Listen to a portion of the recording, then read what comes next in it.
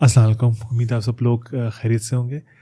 तो आज हम थोड़ा हिस्ट्री को टच करेंगे। हमने एक सोचा कि कुछ एशियन एम्पायर्स जो गुजरे हैं पास्ट में, जो फ्यूचर में भी नज़र आता है कि एशियन एम्पायर्स तो अब नहीं रहे, नेशन स्टेट्स रही हैं या एक रीजनल पावर्स कह ले रही हैं, तो उसका दौर आने वाला है कुछ सालों में।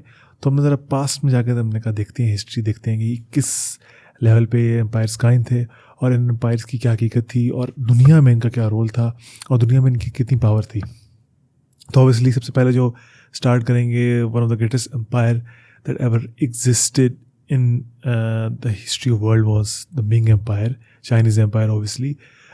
ये गालिबन था फ्रॉम 1368 टू 1644, तकरीबन 276 ईयर्स तक ये एम्पायर कायम रहा है। और हुजूम के हिसाब से देखा जाए तो उस टाइम पे दुनिया की सबसे ज़्यादा वेल्थ, दुनिया में सबसे ज़्यादा population, art, science, philosophy, stability, transfer of powers, जिसकी वजह से लड़ाई होती हैं, जंगी होती हैं, वो उस वक्त 14, 15, 16 सेंचुरी में सबसे ज़्यादा किस एम्पायर में थी? That was one and only Ming empire. तो स्टार्ट देखते हैं हम। मिंग एम्पायर का इस तरह होता है कि बेसिकली उस ज़माने में जब चाइना प्रॉपर उसको हम कहते थे, वो ये था, आज का जो चाइना है एक्सेप्ट फॉर जिनजियांग, जो मुस्लिम वाला प्रोविंस है, वो इनर मंगोलिया और मंचूरिया, ये जो मंचून को कहते थे लोग, या चिंग जिन्होंने बाद में डायनेस्टी बनाई, वो लोग ऊपर से नीचे बाद में आए थे। ये उस वक्त चाइना प्रॉपर का पार्ट नहीं था, बल्कि ये लोग उनसे जंग लड़ते थे, मंगोल्स, और ये लोग हमेशा उनसे एक किस्म का उनका मुतक्का रहता था और वो एक लड़ाई में रहते थे विद द मिंग एम्पायर। अच्छा, जो मिंग एम्पायर बेसिकली वो नानजिंग सिटी से इस तरह उभरा कि वहाँ पे एक रिवॉल्ट स्टार्ट हुआ जिसमें एक लोकल लीडर्स उसके इर्द गिर्द बने, जिनमें से एक लीडर जिसका मैं नाम आपको बाद में बताऊँगा, वो बना, उसने उस रिवॉल्ट को लीड किया। पहले उस टाइम पे मंगोल्स, जो मंगोल एम्पायर था, वो हुकूमत करता था। मंगोल लोग थे, उन्होंने नाम दिया हुआ था युआन डायनेस्टी, युआन एम्पायर्स को कह सकते हैं, वो रूल करता था।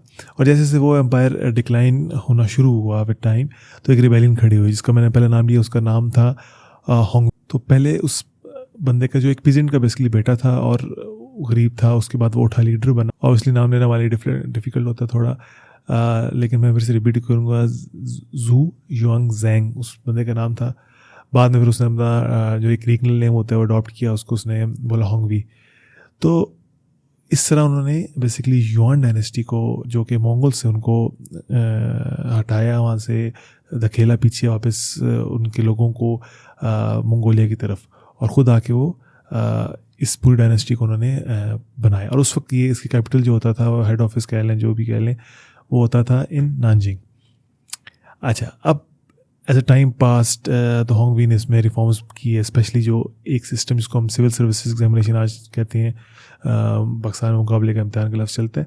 फर्स्ट टाइम वो चाइनीज़ ने, अगेन ये बात को बताऊँ, वो चाइनीज़ ने डेवलप किया था वो सिस्टम, और वो था सुई empire. In the 6th-7th century उन्होंने वो सिस्टम डेवलप किया था, जिसमें एग्ज़ाम होगा, नौजवान आके देंगे वो एग्ज़ाम, और उसमें ब्यूरोक्रेसी सेलेक्ट की जाएगी, और वो बड़ी प्रेस्टीजियस किस्म की एक क्लास क्रिएट की गई थी, जो कि आज भी मौजूद है। अगर आप देखें हमारे मुल्कों में, साउथ एशिया में एग्जिस्ट करती है, जो आगे फिर उनकी फैमिलीज़ को भी बड़ी वो होती थी कि एक प्रेस्टीज है उसमें शामिल होना। तो वो बेसिकली 6th सेंचुरी में डेवलप की गई थी। इसमें मिंग एम्पायर ने, होंगवी ने इसमें बहुत से रिफॉर्म्स किए, और रिफॉर्म्स क्रिएट करके एक अलग किस्म का एक बेसिकली सिस्टम बनाया, जो कि कह लें आज भी एग्जिस्ट करता है वन वे और अनदर। दूसरा इन्होंने ये किया कि एक मॉडर्न स्टेट की शक्ल दी चाइना को, जो कि मॉडर्न स्टेट आज एग्जिस्ट करती है। तो यू कैन से कि पहली टिपिकल मॉडर्न स्टेट, जो नेशन स्टेट जो आज एग्जिस्ट करती है, चाइना में बनी थी, जिसमें टैक्स रिफॉर्म्स लाए गए, एग्रीकल्चर रिफॉर्म्स, लैंड रिफॉर्म्स, और थोड़ा बहुत फ्रीडम को भी दबाया गया। और तो वो फर्स्ट टाइम जो हम देखते हैं ना, एक मॉडर्न स्टेट जो आज एग्जिस्ट करती है, उसकी एक शक्ल जो बनी थी, वो एक मिंग एम्पायर में बनी थी। तो इस तरह उसके दौर में आप कह सकते हैं एक लार्ज स्केल स्टेबिलिटी आई, गवर्नेंस बहुत बेटर हुई, लोगों को हमने देखा कि पॉपुलेशन जिस तरह ग्रो हुई चाइना में, specially across the yellow river and Yangtze river. तो ये बहुत फर्टाइल प्लेन बनी, और स्पेशली यहाँ पे चावल आया, जहाँ पे चावल आता है वहाँ पे आबादी आती है, ये एक असूल है दुनिया का। तो जहाँ जहाँ नोट करें, देखें, चावल की फसल अच्छी चलती है, specially along the river flood plains हो गया। अब तो इरिगेशन सिस्टम डेवलप हो गया, पहले की बात कर रहा हूँ, तो उस जगह में बहुत पॉपुलेशन है, चाहे वो आप चाइना देखें, ईस्ट एशिया, फार ईस्ट एशिया, वियतनाम वगैरह देख लें, इंडोनेशिया, और चाहे ये हमारा रीजन साउथ एशिया देख लें। अच्छा, इसमें अगर हम बात करें इस एम्पायर में, तो एक बहुत बड़ा मुस्लिम नेविगेटर कह लें जो एक्सपीडिशंस पे जाता था, और उसकी शिप कहते थे कि वो 5 टाइम्स अप्रॉक्सीमेटली, मैं तस्वीर शायद लगा दूँ, 5 टाइम्स बड़ी शिप थी वो, जो उस ज़माने में कोलंबस गया था स्पेन से लेके इनटू नॉर्थ अमेरिका, और उसको हम इन्वेंट कहते हैं कि that guy was discoverer of America. तो जेंग ही उसका नाम था। वो फर्स्ट टाइम गया था पूरा सर्कमनेविगेट करके टू शोर्स ऑफ अफ्रीका, जिसमें मॉडर्न कीनिया आ जाता है, इथियोपिया आ जाता है, इसके अलावा फिलीपींस वगैरह, फार ईस्ट एशिया तो बहुत गया था। और लोग ये भी कहते हैं कि वो नॉर्थ अमेरिका तक गया था, और जाएंगे और उन्होंने देखा, उन्होंने कहा कि ये तो बहुत तरक्की याफ्ता बिल्कुल भी नहीं है, और यहाँ तो बहुत पसमानदगी है, no progress, nothing at all, तो वो वापस आ गए थे।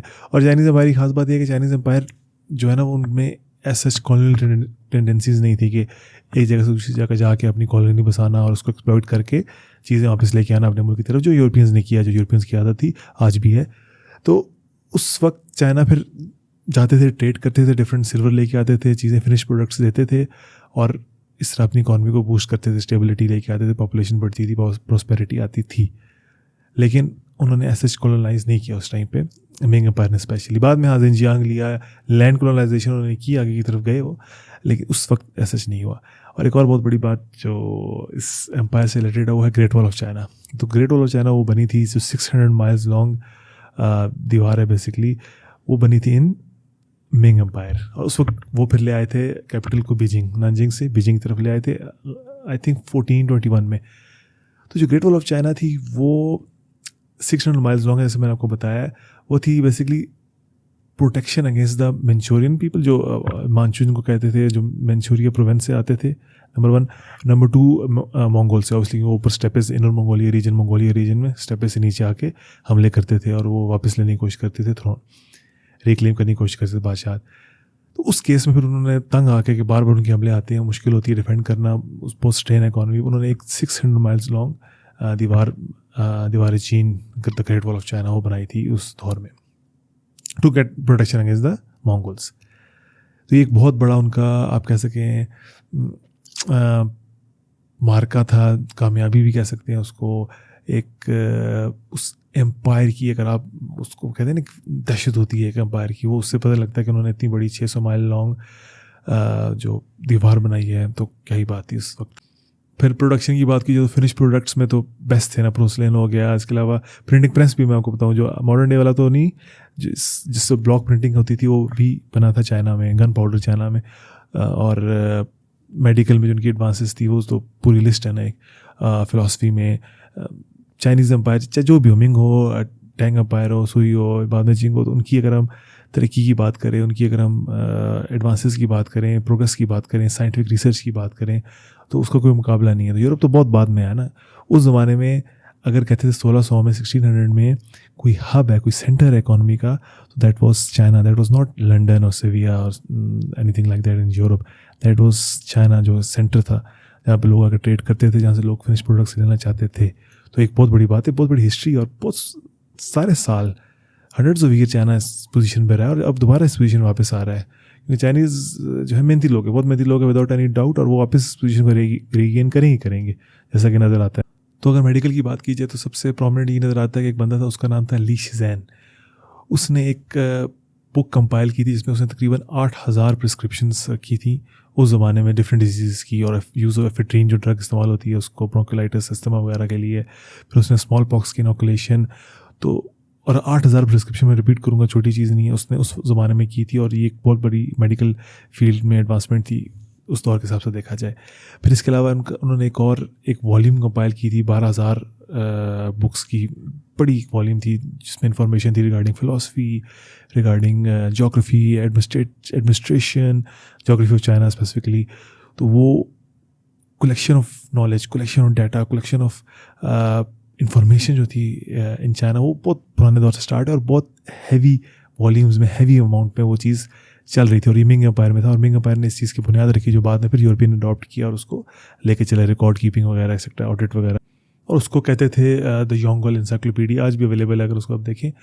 इसके अलावा फ़िलासफ़ी की अगर बात की तो उन्होंने एज़ अ मज़हब जो एक प्रॉब्लम बाद में भी बना, वो था बेसिकली बुद्धिज़्म वर्सेस कन्फ्यूशियज़्म, और उन्होंने उसको एक नई फॉर्म में जिसको कहते हैं न्यू कन्फ्यूशियज़्म उसमें डाल दिया था, तो जो बाद में एक बहुत बड़ा रिफ्ट का बायस भी बना, और उसकी वजह से इनका एम्पायर वीक भी, और एक इनकी एम्पायर की टूटने की वजह भी बनी बाद में। तो उन्होंने उसको अडॉप्ट किया, उसमें एडवांसेस की किस चीज़ में, न्यू कन्फ्यूशियज़्म में वर्सेस बुद्धिज़्म। तो ये एक उनके फ़िलासफ़ी में काम था। और लैंडस्केप पेंटिंग जो एक प्रोमिनेंट चीज़ देखी जाए वो ये थी कि आज भी जो अगर हम देखें, नोट करें, चाइना में जो लोग गए हैं, टीवी पे देखा है, इवन जब ये इनकी मुलाकातें हो रही होती हैं डिग्निटरीज़ की, स्टेट के लोगों की, शी जिनपिंग वगैरह मिल रहा होता है लोगों से, तो पीछे अगर आप देखें तो बड़ी खूबसूरत किस्म की लैंडस्केप पेंटिंग्स होती हैं, तो वो उसमें बहुत बड़ी एडवांसमेंट थी उस ज़माने में चाइना में। तो मिंग एम्पायर का देखा जाए ना, तो बड़े बड़े दुनिया के एम्पायर जो भी आप निकालें, जो आगे हम डिस्कस करेंगे इस पूरे सीरीज़ में, एपिसोड बाय एपिसोड, उनमें वन ऑफ द बेस्ट था, और हिस्ट्री में हमेशा इसका नाम याद रखा जाएगा। और आगे चाइना जो बन रहा है वो इसी की बेस पे बन रहा है, वो अपनी हिस्ट्री को नहीं भूलते, वो देखते हैं कि हमने पहले इस दुनिया में, इस दुनिया के हिसाब से, उस वक्त के हिसाब से क्या अचीव किया हुआ है, और वो उसी को दोबारा अचीव करने की कोशिश कर रहे हैं, और उसी ग्लोरी की तरफ वापस जा रहे हैं। हमारी भी हिस्ट्री बहुत अच्छी है देखा जाए पीछे, साउथ एशिया की, मुसलमानों की, तो हमें भी चाहिए अपनी हिस्ट्री पढ़ें और सीखें, उससे आगे जाने की कोशिश करें। डिक्लाइन की एंड बात करते हैं एम्पायर की, मिंग एम्पायर की, तो वो वजह ही बनी कि नंबर 1 एलीट कैप्चर, जो मैंने पहले सिस्टम आपको बताया था, उसमें कोटा सिस्टम भी था, ताकि वो मार्जिनलाइज्ड एरिया के लोगों को लेके आ जाए। लेकिन at the end of the day उस एग्जामिनेशन सिस्टम के ज़रिए एक एलीट कैप्चर क्रिएट हुआ, फैमिलीज, प्रेस्टिजियस फैमिलीज आई, तो उन्होंने बेसिकली एम्पायर को वीक किया, मेरिटोक्रेसी कम हुई। तो एक बहुत बड़ी रीज़न ये थी कि गवर्नेंस बुरी हुई, स्टेबिलिटी, तरक्की कम हुई, जिसकी वजह से एम्पायर का डाउनफॉल था। दूसरा मैंने आपको बताया था Buddhism versus religious battle between Buddhism and new Confucianism, वो बहुत था जिसकी वजह से एक रीज़न बनी। और थर्ड ऑब्वियसली ऊपर से जो अटैक थे फ्रॉम मंगोल, मंचू पीपल, जो चिंग डायनेस्टी जिन्होंने बाद में आके बनाई, तो वो एक बहुत बड़ी रीज़न थी।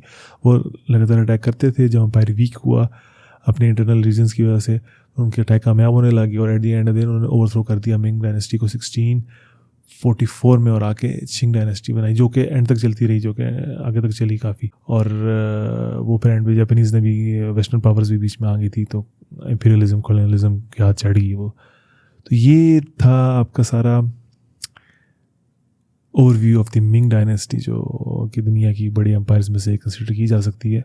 तो ये मैंने बेसिकली किताब है the great empires of Asia, उससे लिया था, उसको पढ़ा था एक ज़माने में मैंने उसको थोड़ा कंपाइल करके हिस्ट्री शेयर की थी आपसे। तो इसमें और भी हम एशियन एम्पायर्स में हम करेंगे शेयर हिस्ट्री, और कोशिश और भी 1-2 लोगों को बुलाया जाए इसमें, और अगर फीडबैक अच्छा है तो उसको अलग से कंटिन्यू किया जाएगा हिस्ट्री के इस टॉपिक को, डिफरेंट यूरोपियन हिस्ट्री वगैरह, और हमारी अपनी हिस्ट्री, मुसलमानों की हिस्ट्री को हम लाजमी टच करेंगे, और देखेंगे से हम सीख क्या सकते हैं, क्योंकि हिस्ट्री से at the end of the day सीखना ही ज़रूरी होता है। ऑब्वियसली जो चीज़ होगी वो तो होगी, उसको पढ़ना और उसको भी डिस्कस करना इसीलिए बेहतर है, ताकि हम अपने आप को जान सकें कि हम क्या थे और हम क्या बन सकते हैं आगे जाके। क्योंकि at the end of the इंसान की सोच तो ये होती है कि वो अपना आज और कल बेहतर बनाए, अपने बीते हुए कल को देख के।